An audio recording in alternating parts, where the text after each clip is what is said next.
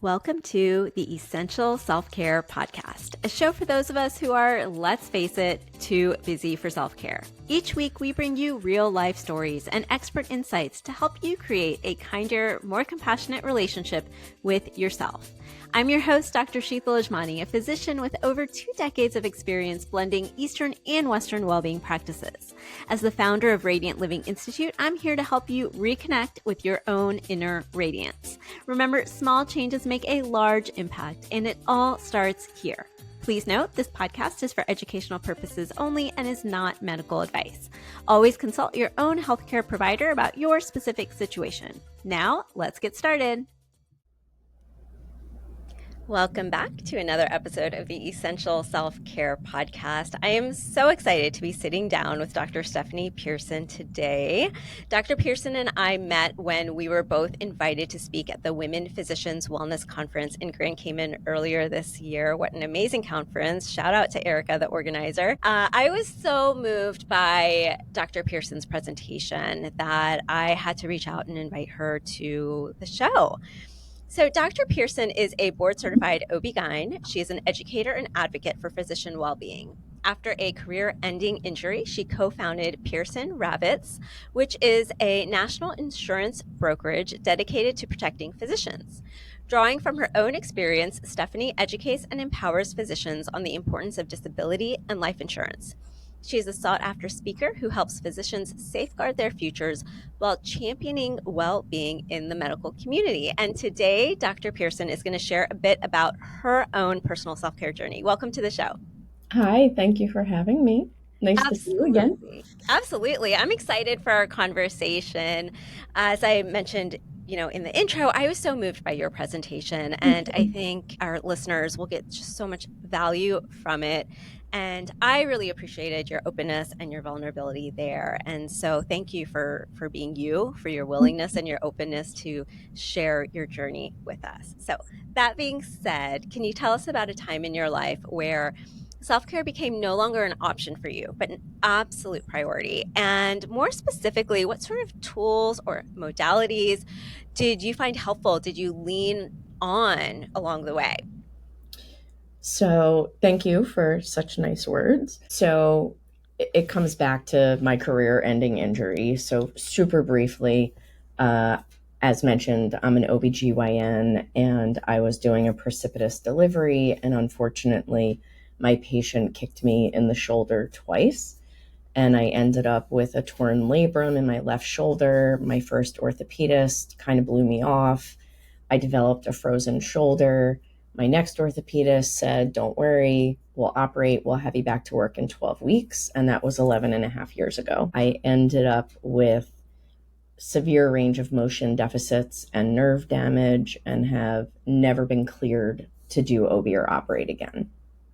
And at the time that everything happened, I really truly thought that my husband and I had planned appropriately if something should happen. So I knew that I had a group disability benefit through my hospital.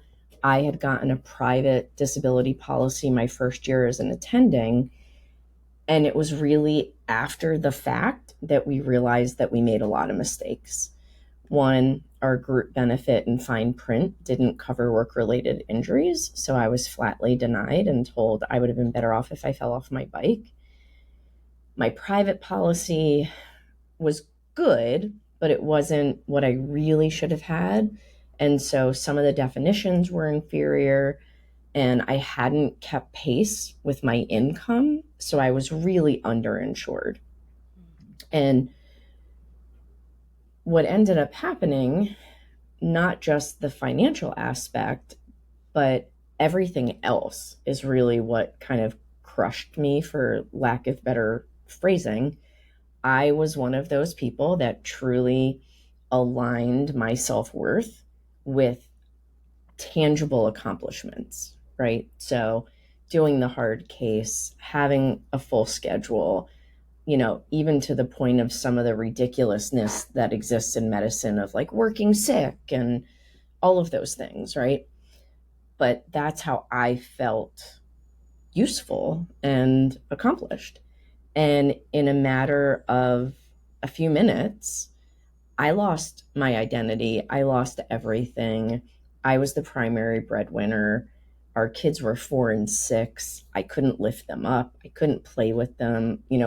There were physicians who were like, oh, medicine's terrible now. Good for you. And I'm like, it's not like I'm home having tea with my lady friends or playing tennis or golf. Like, I can't use my left arm the way that everybody else does, right? And admittedly, I became suicidal. And I wrote letters to my husband, I wrote letters to our children. And the following day, I didn't give the letters to my kids, but I actually gave the letter to my husband. And he showed up with a puppy. And I wanted to kill him. But he said, clearly the boys and I aren't enough to get you out of bed. So you have a choice. You can be surrounded by filth because I'm not taking care of the dog, or you can get out of your own way and start taking care of something that needs you to take care of it. And so that was, I would say, the day, the moment that self care became imperative. There was no way that I was not going to be 6 feet under if I don't want to necessarily say I embraced it because it was a little tough. And I realized, with him at that moment, that things really had to change or I'd be dead. Thank you so much for sharing that. I was familiar with your journey, and I'm just so moved by what you shared. And there's so many different aspects along the way of what you've shared already that I wanted to mention and reflect upon also for our listeners. One thing that was coming up for me, and I was just kind of jotting some notes down, so I'm gonna glance at those. But one thing that I recall from your presentation at the Women Physicians Wellness Conference, as you were sharing your journey there, was that obviously there was the physical limitations, the emotional impact that had, the mental impact, emotional impact, the, for lack of a better phrasing, I'll say spiritual as well, that sort of loss of Oh, identity. absolutely.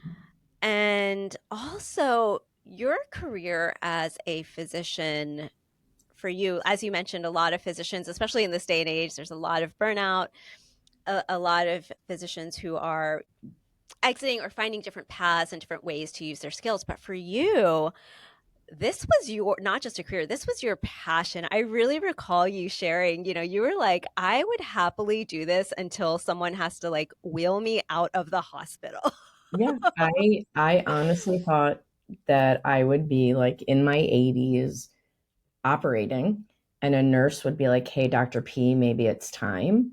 I would throw my last stitch because I don't want to affect patient care, and I would die of a massive MI at the table. Like I can't make that up. Like I know it sounds absurd, but like that was really what I saw for my life. And having that taken away at 40 when my brain is still active, that I think was the hardest part, even though look, I'm glad my brain is intact, but at the time that was the dueling issue of, you know, my brain still works, but I can't do what I want to be doing. And I couldn't do it safely.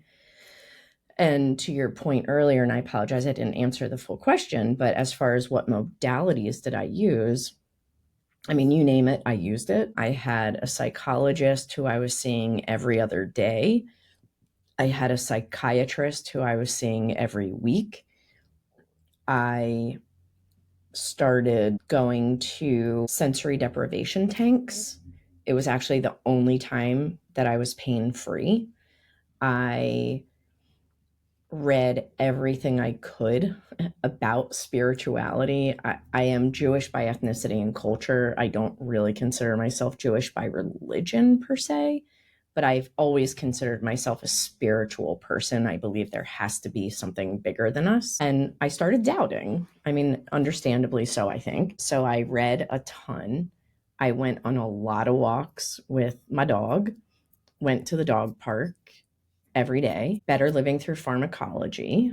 I was literally taking meds to get through the day and then meds to go to sleep, and that became a little bit of a vicious cycle for a little while, but I needed to get off the ledge.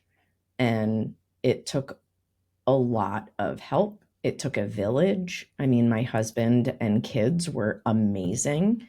I know a decent number of disabled physicians whose spouses left when things got hard because, quote, they didn't sign up for this. And so, I mean, I thank my husband all the time. He's been my biggest cheerleader. Um, so it was definitely a path I did not take alone. Thank you for sharing all those different modalities that you did lean into on your journey, because it really is multifaceted and multifactorial, and that's something I talk about often. It's one of the intentions behind the show is also to Yes. expose people to lots of different options and tools and modalities of caring for ourselves, because that can vary, and what we need can vary, not only depending on who we are, but also the season of our life, the circumstances. And not only that, is that also that particularly in the most challenging moments of our life, it often is not just one thing that you do for self-care, one tool, one modality, one activity. Often it is really taking a multifactorial approach. I mean, it can feel like a whole job Oh, to it felt like a job. care for yourself when you're in those moments. It Yeah. absolutely was, but there's no way that one modality alone would have done it. Like, there's no way. Yeah. And it is, one of a couple of the things that I often say with Radiant Living Institute and the work that I do. One is that life's challenges can be, if we allow them to be, the greatest catalyst for self-empowerment. And it often is when we um, it often does, and that's why I always start these conversations with that question of like, can you tell us a moment where self-care became no longer an option or a priority? Because I certainly know from my own life as well, it's those moments that I felt like I was hitting rock bottom that really forced me to look at and say, okay, something really needs to change, and what do I need to do? And I learned so much about myself through that as well. And it sounds like you had that experience as well, and a lot of lessons learned, pivots in your journey as well. And another another reflection that I want to make is something that you said earlier as well, is that when this injury initially happened, you realized that you had really aligned your self-worth. You felt useful with these tangible accomplishments. And I just wanted to draw that out because for many of my listeners, my audience, I have many physicians in the audience, as well as, but not everyone is in my Mhm. audience is physicians, but many high achieving individuals who I think can really relate to that. I definitely can as well. I would say I am working on it and recovering from it and working on it. But I think it's a very common experience for many individuals. And, another core principle with Radiant Living Institute is that a radiant life starts from within.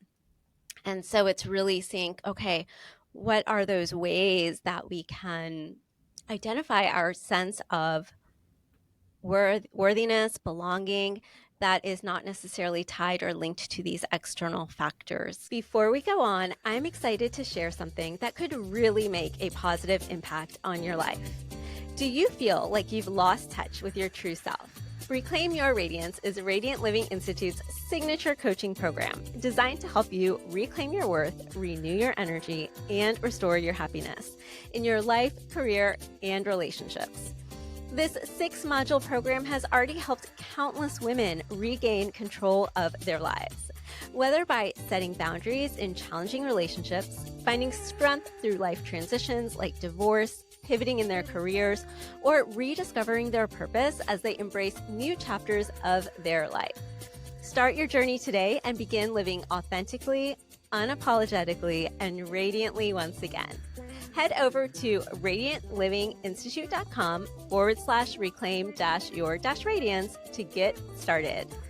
I hope you found that helpful, and if you're ready to explore this more, check out the link in the show notes. Now, let's jump back into today's episode. I mean, that's taken me years and I'm still working on it. I joke that I'm a recovering perfectionist, right? And that sometimes perfection's the enemy of good, or whatever that saying is.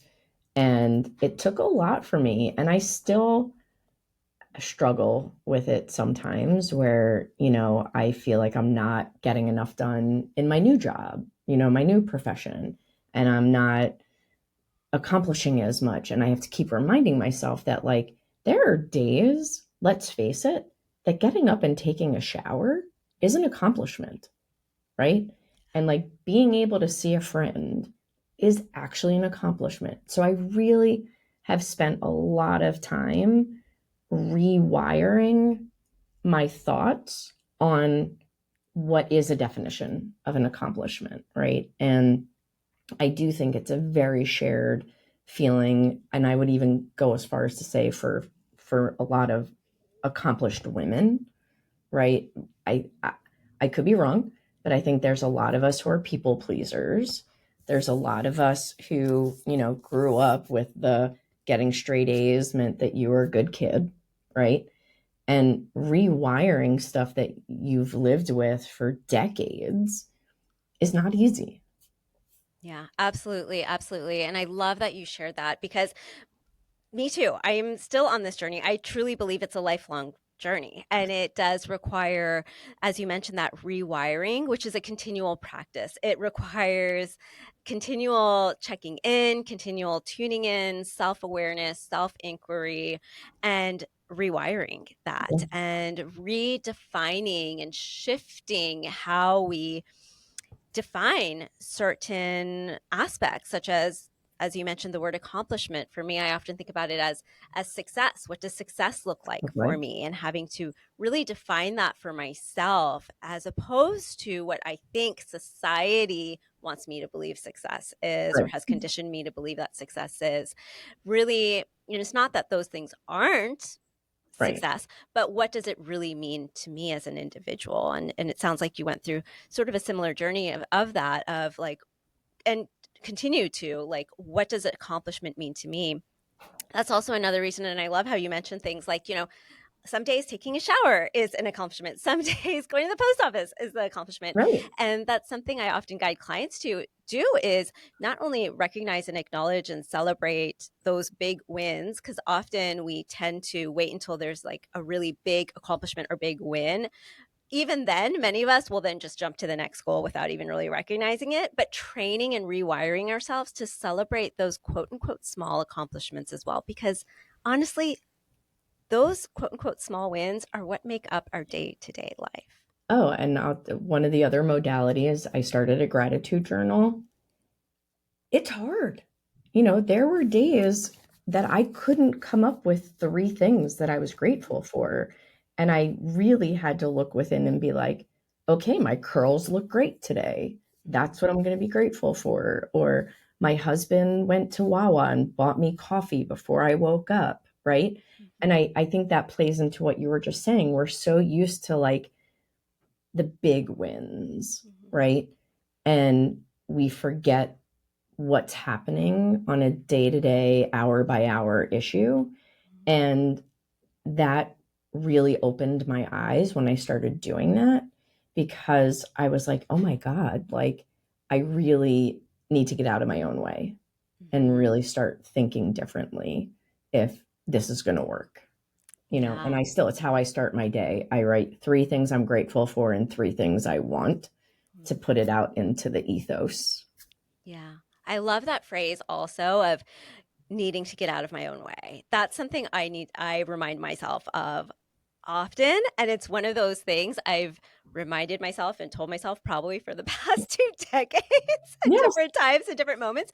But that's where I share, like, this is a continual practice. And no matter how long you've been working on these things, we are all human. We are all on this continually evolving journey.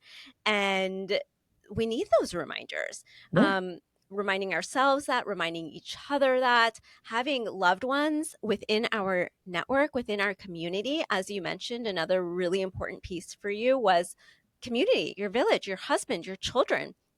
And so having those people in our community, in our network, who can also remind us of those things as well, who we can really innately trust with that. And for me, there's certain family members who I know will always remind me of those things as well. For time's sake, I want to just kind of go back to this one piece and then we'll start to wrap up this episode. But I want to go back to that moment that you said, that really pivotal moment where you had written notes to your children, to your husband, you had given it the note to your husband, and he came home with a puppy.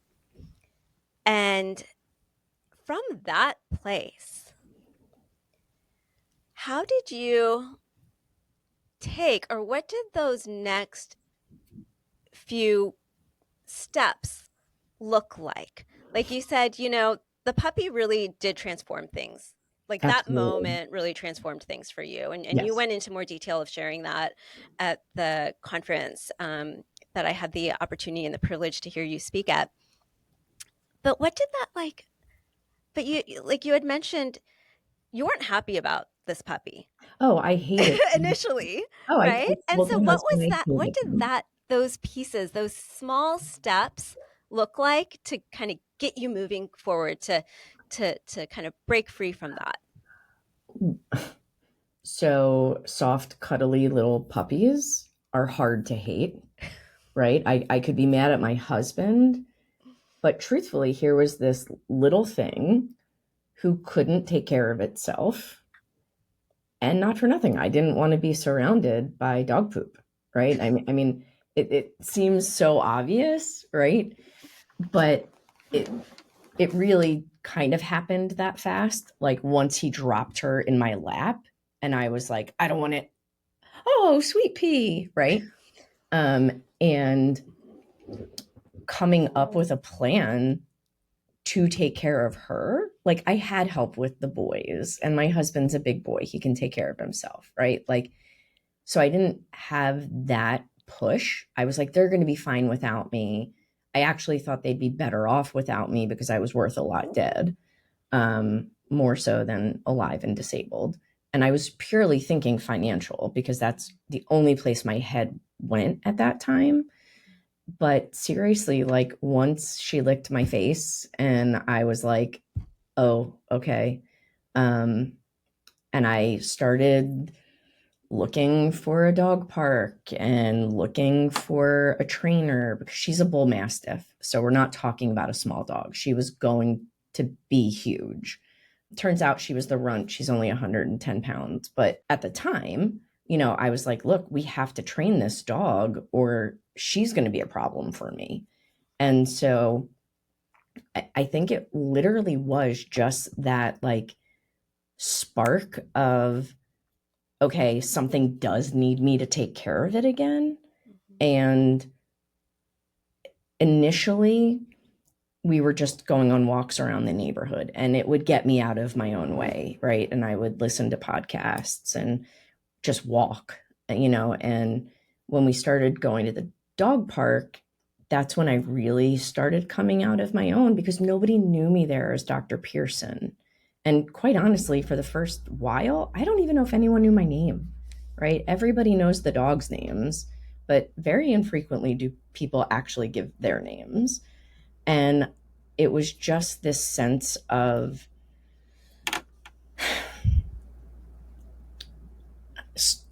starting over makes it sound really trite, but this sense of nobody was expecting me to be Dr. Pearson, so I didn't need to be Dr. Pearson. I could just be Kim's mom and start figuring out kind of what I was going to do next. And I, yeah, I mean, there was really no like magic. It was just the magic of a puppy. Yeah, that's incredible. Thank you for sharing. And, we know there's a lot behind pets and pet Therapy. therapy and co-regulation that you can, achieve through, having pets and surrounding yourself around with animals. There's, we know like oxytocin boosts, serotonin boosts, Mhm. things like that. So obviously there's all of that. And then also what I'm hearing with this is, and correct me if I'm wrong, but also some sense of sort of restoring purpose. Yes. and rebuilding identity. Yes. That is spot on. Yeah. So, as we're beginning to wrap up, if there was just one thing that you would want our listeners to know, and we talked about so much, so I know this can be a hard question, but if there's sort of one main thing that you would want our listeners to know or take away, particularly perhaps listeners who may be struggling with what they identify with their identity, maybe a loss of some aspect of their identity, what would you say to them? Ask for help. I know, again, that sounds so obvious, but I didn't want help in the beginning, right? I thought that I was stronger than, tougher than, and the whole tyranny of medicine. And I talk about that in another talk. But, you know, I would urge people not to wait as long as I did to get help, right? And I am a firm, it truly takes a village. So whether it's a therapist, a coach, a psychiatrist, a certain community, I have a community on Facebook that's just for disabled physicians. That was very helpful also in the beginning. So if you don't have a community, you can create a community. It's amazing when you build it, they'll come. And so I would say that I think the biggest piece of advice is this isn't the time to suffer by yourself. Yeah, I think that's great advice. And I think it's, as you mentioned, that, you'd mentioned kind of sort of as simple as it may sound, ask for help. It's not simple. It takes a lot of courage. We, as in Really general, hard. many of us put up a lot of barriers to asking for help. But it really does require strength and courage to do so. And I think many of us, I've needed many reminders during challenging moments in my life too, to ask for help. And Yeah. so, and that is okay to ask for help, and it's okay to reach out to your village and your community and to professionals as well. And so that's a wonderful reminder for us to wrap this up with. And I will also put the National Mental Health Hotline in the number in the show notes as well. Great. And as we wrap up, can you please share with our listeners where they can learn more about you and the work that you're doing? Sure. So I am on Facebook, LinkedIn, Instagram under my name. So Stephanie Pearson. And the company, again, is PearsonRavitz. I will include those links in the show notes below as well. Thank you so much for being here. Thanks for having me. I know you have so many choices for how to spend your time, so I thank you for being here today with Essential Self-Care. As a gift, download your free workbook, 6 simple yet powerful steps to create your radiant life at radiantlivinginstitute.com and start your journey to a more radiant you.